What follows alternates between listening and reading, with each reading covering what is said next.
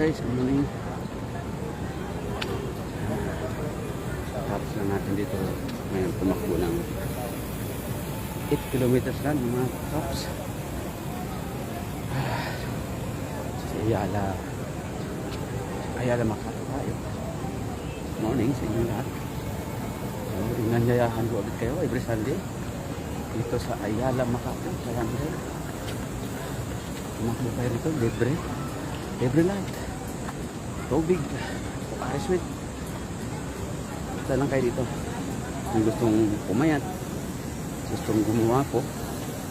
Hindi ako gwapo dati guys eh. Sakto lang.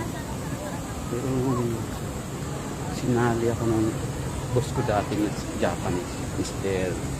Taito. Ayan. Ang itsura mo guys. Yan. Guys ha. Buo tayo guys para sa katutugan. Dito lang yan sa Makati. Ayan. I love you guys. Good morning. Bye bye.